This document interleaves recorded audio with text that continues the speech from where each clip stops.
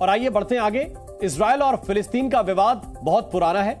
हमारे संवाददाता विशाल पांडे ने इजरायल हमास युद्ध क्षेत्र में जाकर वहां चल रहे युद्ध का सच खंगालने की कोशिश की। ये जानने की कोशिश की कि आखिर क्यों दशकों से चली आ रही लड़ाई अब भी थमी नहीं है। देखिए, हम यहाँ पर सुबह से मौजूद हैं, लेकिन जैसे ही दोपहर हुई हमें यहाँ के सुरक्षा अधिकारियों ने यह निर्देश दिया कि अपना आप यहाँ पर सुरक्षा उपकरण अब पहन लें। फिलिस्तीन और इजराइल के बीच में जो विवाद है उसको समझना बेहद जरूरी है। और आपको मैं बता रहे हैं कि कैसे इजराइल के नियंत्रण में वेस्ट बैंक भी था और गजा पट्टी। 7 अक्टूबर 2023, उस दिन जब इजराइल जागा तो उसका सामना सूरज की किरणों से नहीं बल्कि हमास के मिसाइल, बम और जल जमीन से हुए हमास के आतंकियों से हुआ। वो दिन है और आज 23वां दिन। इजराइल से लेकर फिलिस्तीन और हमास के कब्जे वाले गाजा में जिंदगी धुआं धुआं है। अब तक फिलिस्तीन में 8,000 से ज्यादा तो इजराइल में 1,400 से ज्यादा लोगों के मारे जाने की खबर है। दोनों तरफ के 25,000 से ज्यादा लोग घायल हैं। इस जंग के जर्रे जर्रे को करीब से ग्राउंड जीरो पर देखा हमारे संवाददाता विशाल पांडे ने। और गाजा बॉर्डर पर इस वक्त इजरायली सेना के टैंक लगातार आगे बढ़ रहे हैं। विशाल ने इजराइल से लेकर वेस्ट बैंक तक ग्राउंड जीरो की खाक छानी और इस विनाश लीला के पन्नों को समझने की कोशिश की। जी न्यूज इस वक्त फिलिस्तीन के वेस्ट बैंक में मौजूद है। वेस्ट बैंक पर सबसे पहले ऑटोमन साम्राज्य का अधिकार था, उसके बाद यहां पर जॉर्डन का अधिकार आया, लेकिन 1967 में इजराइल और अरब देशों के बीच 6 दिन तक युद्ध चला और इस युद्ध के दौरान इजराइल ने वेस्ट बैंक पर अपना एक बार फिर से नियंत्रण वापस पा लिया। और उस वक्त जब ये अरब देशों के साथ युद्ध हुआ था तब जॉर्डन, सीरिया और मिस्र जैसे देशों के साथ इजराइल की लड़ाई हुई थी। उस लड़ाई के बाद वेस्ट बैंक के इस पूरे हिस्से पर इजराइल का नियंत्रण आ गया। हालांकि आगे चलकर अगर आप देखेंगे तो यहाँ पर जो पूरा एरिया रहा है इस पे फिलिस्तीन प्राधिकरण का भी काफ़ी हद तक नियंत्रण है। इजराइल की सेना भी काफ़ी हद तक इस इलाके में नियंत्रण करती है जहाँ पर इस वक्त मैं वेस्ट बैंक में मौजूद हूँ। लेकिन इसका इतिहास 1967 से ही आप कह सकते हैं जब इजराइल ने इस पूरे क्षेत्र पर अपना नियंत्रण किया और वो भी 6 दिनों तक युद्ध चलने के बाद। इतिहास सिर्फ 1967 से नहीं है, ये इतिहास करीब 3300 वर्ष पुराना माना जाता है, जब यहूदियों की मुस्लिमों से नहीं ईसाइयों से खूनी झड़प होती थी। आपको इस लड़ाई का पूरा सच बताएंगे, लेकिन सबसे पहले बात वेस्ट बैंक की करते हैं। 1967 में वेस्ट बैंक पर इजरायली नियंत्रण के बाद इस जमीन के कुछ हिस्से पर इजरायली लोगों ने अपनी बस्तियां बसा ली थी। नतीजा ये हुआ कि जब आपसी सहमति के बाद 2005 से वेस्ट बैंक और गाजा पर फिलिस्तीन को हक मिला तो फिलिस्तीनियों और वेस्ट बैंक में बसे इजरायलियों के बीच छोटे छोटे टकराव की चिंगारी फूटती रहती थी, जो छोटी छोटी युद्ध ज्वाला के रूप में नजर आती थी। वेस्ट बैंक का क्षेत्र लगभग 6,000 वर्ग किलोमीटर में फैला हुआ है और वेस्ट बैंक पर इजराइल का भी नियंत्रण है। और 1993 के ओस्लो समझौते के तहत यहाँ पर एक अंतरिम सरकार का गठन भी किया गया था, जिसे फिलिस्तीनी प्राधिकरण के तौर पर जाना जाता है। अब से करीब 30 साल पहले 13 सितंबर को फिलिस्तीनी नेता यासिर अराफात और इजराइल के बीच कई दौर की बातचीत हुई और रिश्ते सुधारने पर सहमति बनी। फिलिस्तीन के लिए लड़ने वाले पीएलओ यानी फिलिस्तीन लिबरेशन ऑर्गेनाइजेशन ने इजराइल को मान्यता दी और इजराइल ने पीएलओ को फिलिस्तीन का आधिकारिक प्रतिनिधि माना।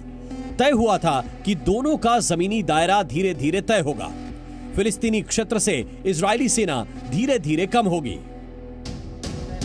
लेकिन इजराइल के दक्षिणपंथियों से लेकर अस्तित्व में आ चुके हमास और इस्लामिक जिहाद जैसे कट्टरपंथी संगठन इसके खिलाफ खड़े हो गए। नतीजा आप देख रहे हैं, आज भी फिलिस्तीन और इजराइल जंग में हैं और साल 2000 में यह शांति समझौता टूट गया।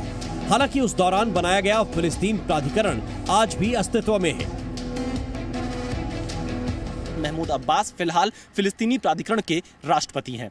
अगर हम वेस्ट बैंक की बात करें तो ये 3 तरफ से इजराइल से घिरा हुआ है और इसका जो पश्चिमी हिस्सा है वेस्ट बैंक का वो जॉर्डन के साथ लगता है। जॉर्डन नदी से ये पूरा इलाका सटा हुआ है और साथ ही डेड सी से भी इसका एक हिस्सा जुड़ता है। वेस्ट बैंक उन क्षेत्र में से एक है जिस पर जो अरब की कम्युनिटी है वो अपना अधिकार बताती है। यहूदियों के लिए यह भी एक पवित्र स्थान माना जाता है। कहा जाता है कि उनके पूर्वजों ने उनसे कहा है कि इस जगह पर उनका अधिकार बना रहना चाहिए, इसलिए यहूदी बस्तियां भी यहाँ पर बड़ी संख्या में बसती जा रही हैं, क्योंकि 3 तरफ से ये इजराइल से घिरा है और एक तरफ जॉर्डन से है। हालांकि फिलिस्तीन का जो प्राधिकरण है वो यहीं से अपनी अंतरिम सरकार चलाता है। दरअसल यरूशलेम जो इजराइल की राजधानी है, वहां अल-अक्सा मस्जिद है। अल-अक्सा मस्जिद फिलिस्तीनियों के लिए पवित्र जगह है और मुस्लिमों का तीसरा सबसे पवित्र स्थल है। यह मस्जिद इजराइल के नियंत्रण वाले इलाके में है। मुस्लिम इसे मस्जिद मानते हैं तो यहूदी इसे अपने लिए पवित्र स्थल मानते हैं। वे इसे टेंपल टाउन कहते हैं। उनका मानना है कि बाइबल में जिन यहूदी मंदिरों का जिक्र है वे यहीं थे। ईसाई धर्म को मानने वाले भी अल-अक्सा को अपना पवित्र स्थान मानते हैं। ईसाई समुदाय का मानना है कि यही वो जगह है जहां यीशु को फांसी दी गई थी। इस तरह अल-अक्सा मस्जिद पर मुस्लिम, यहूदी और ईसाई तीनों अपना अपना दावा करते हैं। इजराइल फिलिस्तीन में तनाव की बड़ी वजह इस पवित्र जगह को भी माना जाता है, लेकिन उससे भी कहीं बड़ी वजह है इस पूरे विवाद में हमास की एंट्री। यहाँ पर फिलिस्तीन के जो प्राधिकरण हैं उनके राष्ट्रपति महमूद अब्बास की अंतरिम सरकार चलती है, लेकिन वेस्ट बैंक में पिछले 1 साल से तनाव बहुत ज्यादा है। यहाँ के राष्ट्रपति के खिलाफ भी लोगों में काफी गुस्सा है, उनके खिलाफ भी बहुत ज्यादा प्रदर्शन हो रहे हैं और हमास के जो यहाँ पर सहानुभूति रखने वाले लोग हैं उनकी संख्या में बढ़ोतरी हो रही है, जिसकी वजह से इजराइल के सामने इस वेस्ट बैंक में सुरक्षा को लेकर भी कई बड़ी चुनौतियां सामने आती जा रही हैं। साल 2023 में वेस्ट बैंक में हिंसा सबसे ज्यादा हुई है और इस पूरे इलाके में तनाव बढ़ता जा रहा है। इस वक्त जी न्यूज़ आपको ग्राउंड जीरो से यह रिपोर्ट दिखा रहा है, क्योंकि सबसे ज्यादा जो प्रदर्शन होते हैं, सबसे ज्यादा जो तनाव की स्थिति आती है, हिंसा होती है, वो इसी जेरूशलम गेट के आसपास होती है, क्योंकि इधर फिलिस्तीन के लोग रहते हैं और दूसरी तरफ मेरे बाईं तरफ इधर पीछे की तरफ आप देखेंगे यहूदी बस्तियां बसी हुई हैं इजराइल की। तो ये एक ऐसा पॉइंट माना जाता है जहां पर वेस्ट बैंक में सबसे ज्यादा तनाव और हिंसा होती है और फिलिस्तीन में इस 0 पॉइंट पर जी न्यूज़ मौजूद है। और इस तनाव में आग लगाने का काम करता है कट्टरपंथी हमास, जिसकी घिनौनी हरकत का खामियाजा इजराइल से लेकर गाजा और वेस्ट बैंक आज झेल रहे हैं।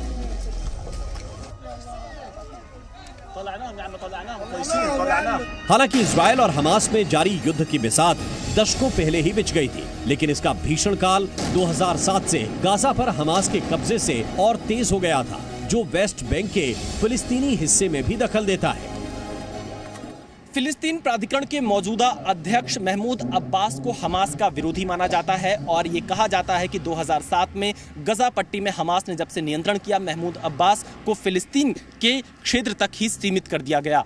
और यहाँ पर अगर आप इन आंकड़ों को देखेंगे, क्योंकि जो गजा पट्टी है वो भौगोलिक तौर पर यहाँ इस वेस्ट बैंक से काफ़ी दूर है, क्योंकि ये 2 टुकड़े हैं, गजा पट्टी और वेस्ट बैंक, जिस पर फिलिस्तीन के लोग अपना अधिकार जताते हैं और ये दोनों ही इजराइल से सटे हुए हैं, क्योंकि बीच में इजराइल है, एक तरफ गजा पट्टी है जो कि भूमध्य सागर से सटा हुआ है, दूसरी तरफ ये वेस्ट बैंक है और इसका इतिहास काफ़ी पुराना रहा है। अगर आप देखेंगे तो 2007 में जब गजा पट्टी पर हमास ने कब्जा किया, उसके बाद से लगभग 4 से 5 बार इजराइल और हमास के बीच युद्ध हो चुका है और गजा पट्टी पर इजराइल की तरफ से जो आतंकी ठिकाने हमास के, उन पर एयर स्ट्राइक भी की जाती है, उन ठिकानों को निशाना बनाया जाता है। लेकिन जिस तरह से वेस्ट बैंक में कुछ इलाकों में जो आतंकी हैं उनके मौजूदगी की जो खबर रहती है, वो जब सुनाई पड़ती है तो इजराइल की सेना यहाँ पर भी छापेमारी करती है, उन इलाकों में छापेमारी करती है जहाँ पर हमास के आतंकी छिपे हो सकते हैं।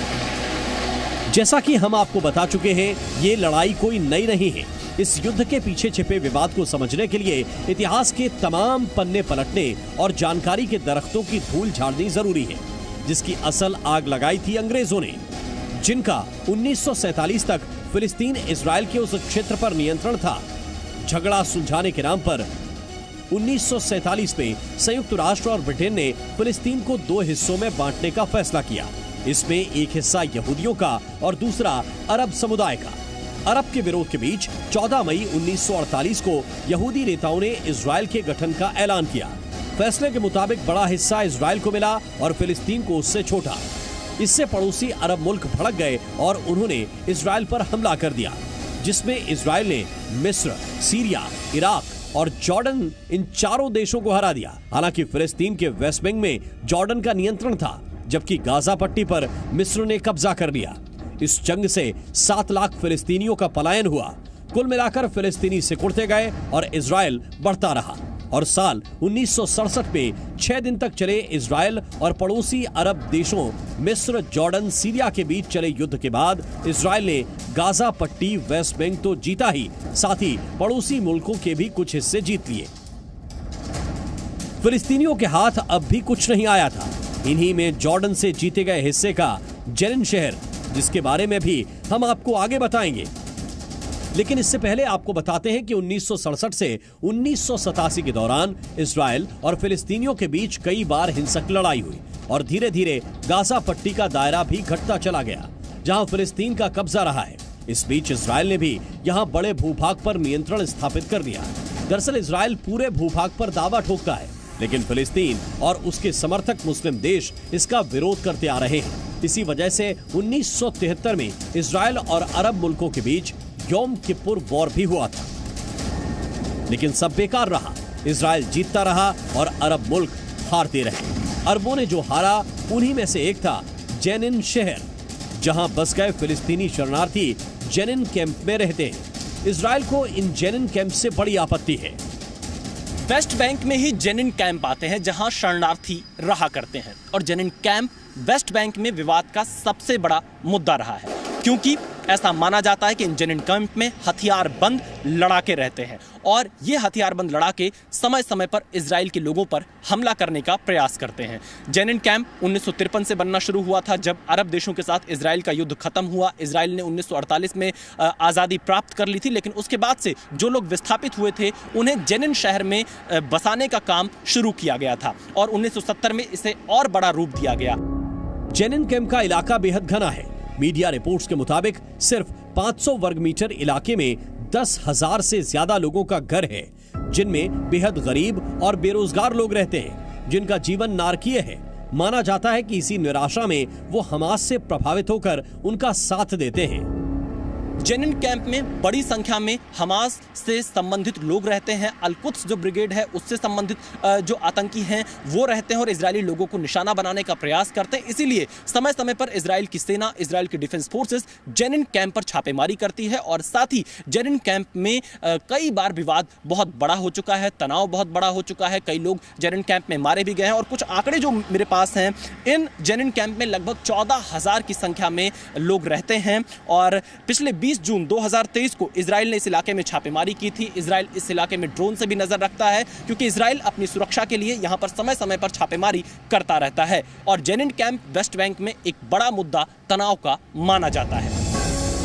मुद्दे आते गए जाते गए, लेकिन साल 2005 में इजराइल ने तय वादे के मुताबिक गाजा और वेस्ट बैंक से अपना कब्जा छोड़ दिया था। अब इसे इजराइल की गलती कहें या फिलिस्तीन की कमजोरी कि वो हमास और कट्टरपंथियों की लगाई आग को रोक नहीं पाया। नतीजा, इजराइल पर नियमित अंतराल पर हमले होते रहे और इजराइल गाजा से लेकर वेस्ट बैंक पर शिकंजा कसता गया। हालांकि इस पूरे प्रकरण में सऊदी अरब और इजराइल में बेहतर होते संबंध और भारत में हुए G20 में तय हुए आर्थिक गलियारे को भी बड़ी वजह के तौर पर देखा जा रहा है। हमास ने जंग छेड़ी है, अब इजराइल इसे खत्म करेगा। ये दी एंडिंग कब होगी, फिलहाल कहना मुश्किल है। Z News।